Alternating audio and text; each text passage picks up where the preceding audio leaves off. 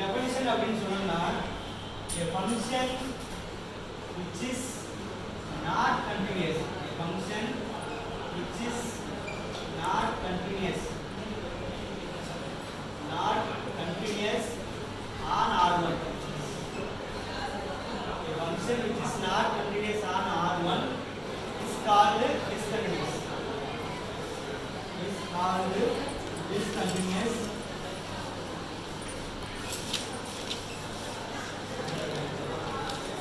R1. Discontinuous function की definition கேட்டாங்க அப்படினா ரொம்ப சிம்பிள். discontinuousனால இமிடியேட்டா உங்களுக்கு என்ன ஞாபகம் வரும்? not continuous அப்படினா ஞாபகம் வந்தா போதும். function which is not continuous on R1, அது பர்టిక్యులரா R1 ல கேட்டாங்க. இல்ல ஒரு மெட்ரிக் ஸ்பேஸ் M னு கேட்டாங்க. இந்த R1 க்கு அடுத்து என்ன பண்ணுவீங்க? M னு பாத்தீங்க அவ்வளவுதான். இல்ல ஒரு பர்టిక్యులர் பாயிண்ட்ல discontinuous function at a point அப்படி கேட்டாங்கன்னா இந்த இடத்துல என்ன பண்ணுவீங்க? on R1 போட்ட இடத்துல at a point ஒரு a அப்படி பாத்தீங்க அவ்வளவுதான். இப்ப discontinuousனாலே இமிடியேட்டா என்ன ஞாபகம் வரும்? not continuous வார்த்தை ஞாபகம் வரும். இது ஒண்ணு. அடுத்து என்ன இருக்கு அப்படி பாத்தீங்கன்னா M sigma டைப் அல்லது டைப் M sigma, அதாவது ஒரு செட்டை வந்து டைப் F sigma அப்படின்னு சொல்லணும். F sigma டைப்ல இருக்கிற செட் அப்படின்னு சொல்லணும்னா அது எப்படிப்பட்ட செட் சொல்ல போறோம் அப்படின்னா a set is the subset of R1. R1 ஓட ஒரு சப்செட். R1ங்கிறது R தான். சரியா? செட் ஆஃப் ரியல் நம்பர்ஸோட ஒரு சப்செட் D எடுக்கிறோம். ஒருவேளை அந்த D ய யூனியன் ஆஃப் Fn அப்படின்னு எழுத முடியும். D union of Fn அப்படின்னு எழுத முடியும். இந்த யூனியன் எப்படிப்பட்ட யூனியனா இருக்கணும் அப்படின்னா கவுண்டபிள் யூனியன். கவுண்டபிள் யூனியன் அப்படின்னா F1 union F2 union F3 etcetera அந்த மாதிரி எழுதுனா கவுண்டபிள் யூனியன் போயிட்டே தான் இருக்கும். சரியா? F10 முடிஞ்சிருச்சுனா ஓகே தான். அது ஃபைனைட்லயே சேர்ந்துடும். எவரி ஃபைனைட் கவுண்டபிள் இஸ் என்னதான்? Every finite union is countable union தான். அது பிரச்சனை இல்லை. பட் அப்படி இருக்கணும் கூட அவசியம் இல்லை. இன்னும் எக்ஸ்ட்ராவும் போகலாம். இந்த மாதிரி எழுத முடியும்னா இது முக்கியமான கண்டிஷன் என்னன்னா where the each Fn is closed subset of R1 அப்படின்னு where each subset each Fn is என்னவா இருக்கணும்? closed subset of R1 இருக்கணும். இந்த மாதிரி கண்டிஷன் சாட்டிஸ்ஃபை பண்ற மாதிரி ஒரு செட் நான் எழுத முடிஞ்சு அப்படின்னா இந்த செட்டை வந்து என்ன சொல்லிடுறோம்? D is of type F sigma இது சொல்லுவோம். இந்த D ங்கிற செட் வந்து என்ன டைப்ல இருக்குன்னு அர்த்தம்? F sigma டைப்ல இருக்கு அப்படின்னு அர்த்தம். சரியா? இப்போ இது எக்ஸாம்பிள் அப்படின்னு பார்த்தோம்னா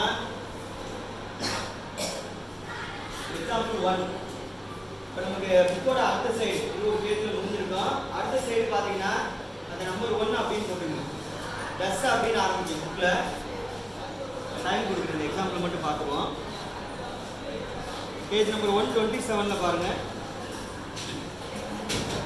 அதுல நோட் பண்ணீங்க. அப்புறம் நான் இதை எழுதுறதுக்கு டைம் கொடுக்குறேன். பேஜ் 129ல எப்படி நீ எழுதுறீங்கன்னா இந்த டஸ்ங்கிற வார்த்தையை விட்டுருங்க. இஃப்னு வருது இல்லையா? மேல வந்து எக்ஸாம்பிள்ஸ் அப்படின்னு கொடுத்துருங்க. அது நம்பர் 1. நம்பர் 1 என்னன்னா if F is closed. இப்போ இந்த D க்கு பதிலா நான் எடுக்கிறதே ஒரு க்ளோஸ்ட் செட்ல வச்சுக்கிறேன்.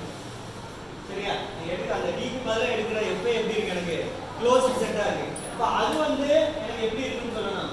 இந்த F sigma டைப்ல இருக்குமா அப்படின்னு பார்க்கணும். அப்ப F வந்து எப்படி எழுதணும்? Union of count. நீ கிளியரா வார்த்தையில சொன்னா countable union of closed subsets of R1. மறுபடியும் சொல்றேன். Countable union of closed subsets of R1 அப்படின்னு இந்த F எழுத முடியுமான்னு பார்க்கணும்.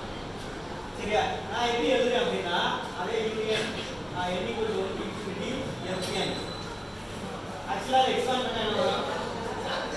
எக்ஸ்பாண்ட் பண்ணா சொல்லுங்க F1 அதாவது n க்கு 1 3 போட சொல்றேன். F1 அடுத்து union F2 union F3 union இப்படி போயிட்டே இருக்க முடியாது. இதுல எப்படி எடுக்கிறதுன்னா F1 க்கு பதிலா அதே F எடுக்கணும். F1 க்கு பதிலா என்ன பண்ணிக்குவோம்? அதே F க்ளோஸ்டா தானே இருக்கணும். இதுல வர ஒரு செட் க்ளோஸ்டா இருக்கணும். ஆல்ரெடி F என்னமா தான் இருக்கு? க்ளோஸ்டா தான் இருக்கு. யூனியன் இந்த F2 F3 எல்லாம் பின்னாடி வருது இல்லையா? எல்லாத்துக்கும் எம்டி செட் போடுங்க. எம்டி செட்ஸ் எல்லாமே என்னதான்? Empty set is closed. அப்ப இது என்ன ஆன்சர் வந்து மறுபடியும் கரெக்ட் தானே? F union empty union empty என்ன வரும்? F வந்துரும். அப்ப இந்த F வந்து இப்ப நான் எப்படி எழுதி காமிச்சிட்டேன்?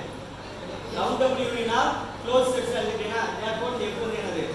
என்ன டைப்ல இருக்குன்னு அர்த்தம்? F sigma டைப்ல இருக்கு. புரியுதா? அப்ப இந்த எக்ஸாம்பிள் என்னன்னா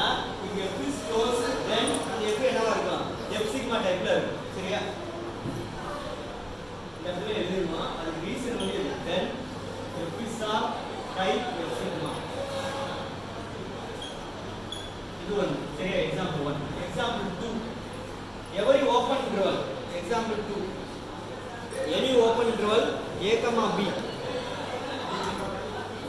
எந்த ஓப்பன் இன்டர்வல் எடுத்துட்டாலும் சரியா any open interval a b இதுவே என்ன அப்படின்னா இஸ் ஆஃப் டைப் வந்து f சிக்மா அதுக்கு எப்படி சார் காமிக்கிறது அப்படின்னு பார்த்தீங்கன்னா இதை நான் எப்படி எழுதணும்னா யூனியன் n = 1 to infinity இந்த முன்னாடி இருக்க a இருக்கு இல்லையா அது க்ளோஸ் பாக்கெட் போட்டுறணும் இங்க இருந்து ஓபன் பாக்கெட் இருக்கும் இங்க போட்டு க்ளோஸ் பாக்கெட் போட்டுறணும் a + 1/n நான் a விட கொஞ்சம் a + 1/n கூட இருக்கு அதனால a + 1/n b - 1/n எப்படி எழுதுறது இது எழுதிட்டீங்கன்னு வச்சுங்க இதுல n பதிலா 1 2 3 போடுங்க அந்த வர ஒன் செட் எப்படி இருக்கும் க்ளோஸ் பிராக்கெட்ல தானே இருக்கும் க்ளோஸ் இன்டர்வல் ஆகும் எவரி க்ளோஸ் இன்டர்வல் வந்து என்னதான் க்ளோஸ் சப்செட் ஆஃப் r1 என்னங்கிறது பதிலா 1 போட்டா என்ன ஆகும்